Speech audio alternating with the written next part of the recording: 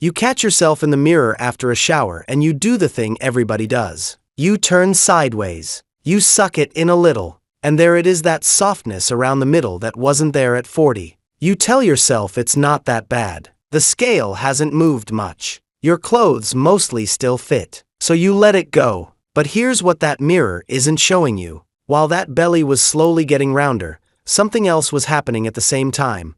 Quietly, with no warning at all. You were losing muscle. And it turns out those two things, a little extra around the middle, a little less muscle on your frame, are not two separate little problems. Together, they're one big one. And the science on it is honestly kind of alarming. Let me say this first, because I know where your head goes. This isn't here to scare you. If you've got a softer middle than you used to, you are in extremely normal company. Almost every single one of us heads this direction after 50. Nobody handed you a manual. The point of the next 10 minutes isn't panic, it's that this is one of the most fixable things in your whole body, once you actually see it. So let's see it. Researchers at the Federal University of São Carlos in Brazil, working with University College London, followed more than 5,000 adults aged 50 and up for 12 full years. This wasn't a quick survey. It came out of the English Longitudinal Study of Aging, one of those long patient projects where they track the same real people across more than a decade and watch what actually happens to their bodies and their lives.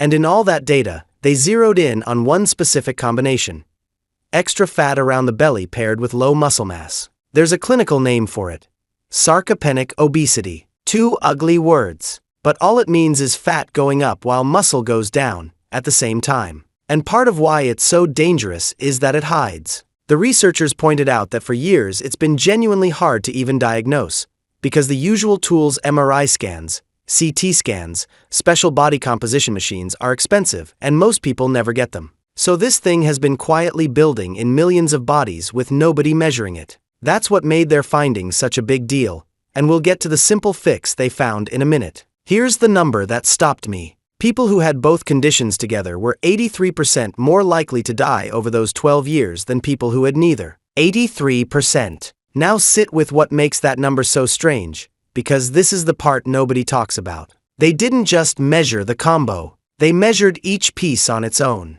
People who had low muscle but no belly fat, their risk was actually lower. And people who carried extra belly fat but still had solid muscle underneath, that group wasn't linked to higher death risk at all. Read that again. The fat by itself didn't do it. The muscle loss by itself didn't do it. It was the two of them, holding hands, that turned dangerous. That's the finding that flips everything you've been told. For decades, the whole conversation has been about the fat lose the belly, watch the scale, shrink the waist. And this study walked in and said, the belly on its own, in people who'd kept their muscle, didn't move the needle on dying. The thing that did the damage was the part nobody was measuring. The quiet half of the equation. The muscle you've been losing without a single alarm going off. Think of your body like a house. Belly fat alone is a little water damage in the basement, not great, worth fixing, but the house is standing. Muscle loss alone is a couple of weak support beams, also not great.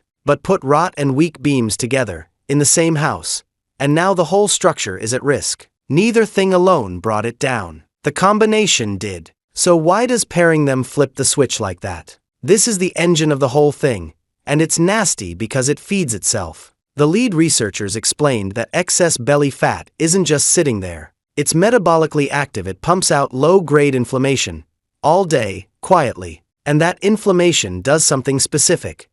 It accelerates the breakdown of your muscle. So the fat is literally helping to eat your muscle. And then it gets worse, because as the muscle weakens, fat starts to move in and take its place, infiltrating the tissue, settling into the spaces muscle used to fill. Less muscle means a slower metabolism, which makes it easier to gain more fat, which drives more inflammation, which strips away more muscle. Round and round. That's the vicious cycle, and it's why this combo punches so far above its weight. It's not one problem plus another problem. It's a loop that keeps tightening. Now here's a layer most channels won't tell you, and it matters depending on who's watching. Where your body tends to store this fat, and how fast you lose muscle, shifts with sex and with age. For a lot of men, the belly fat creeps in steadily through the 40s and 50s. For a lot of women, the years around menopause change the game. Fat that used to land on the hips starts heading for the middle, the deep abdominal kind, right as the natural drop in muscle is picking up speed. Same loop, different timing. So if you felt like your body started playing by new rules somewhere in your 50s, you weren't imagining it. The rules did change. And knowing which version of the loop you're in tells you exactly where to push. And here's the other thing the researchers were careful to point out: this isn't only about how long you live. It's about how well. Sarcopenic obesity is tied to losing your independence as you age, to frailty, to a higher risk of falls, to a real drop in quality of life. Picture the difference between two people at 75. One can still carry their own groceries, get off the floor after playing with a grandkid, travel without worrying who'll help them. The other is careful on every staircase. Same age on paper, completely different lives. A lot of that gap traces straight back to this combo: the muscle that was quietly kept, or quietly lost, starting decades earlier. That's the real stakes here, not a scary number. The version of your 80s you get to actually live in. So let's talk about pushing back, because here's the genuinely good news from this study. The researchers showed you don't need an expensive scan to catch this. You can screen for it with a tape measure. They flagged the risk zone as a waist over about 40 inches for men, and about 35 inches for women. That's it. One measurement, around your belly button, not where your jeans sit. That number tells you more than the bathroom scale ever will. And remember what the data actually showed: the danger lives in the combination. Which means you don't have to win both battles overnight. You just have to stop the two from teaming up. The single most powerful move is protecting the muscle, because muscle is the back door into this whole problem. Every bit of muscle you keep or rebuild raises your metabolism, soaks up blood sugar, and quiets the inflammation. It attacks the loop from the inside. That means resistance, and don't let that word scare you off. It's not about a gym full of mirrors or grunting under a barbell. Resistance just means asking your muscles to do something against a load, often enough that they have a reason to stick around. It's carrying the groceries in one trip instead of two. It's standing up out of a chair without using your hands, 10 times in a row, while the coffee brews. It's a couple of cheap resistance bands you keep by the TV and actually pick up. Your muscles don't care if it looks impressive. They only care that you asked. And here's the piece that makes the muscle side work: protein. As we age, our bodies get a little stubborn about building muscle from the food we eat. Researchers call it anabolic resistance, which is a fancy way of saying you need to give your body more of the raw material than you did at 30 to get the same result. So spreading some real protein across your meals, instead of saving it all for dinner, gives those muscles something to actually rebuild with. The exercise sends the signal. The protein supplies the bricks. You need both. Then add a daily walk to chip away at the belly side of the equation, and you're hitting both halves of the combo at the same time. Notice what I'm not telling you to do. I'm not telling you to crash diet,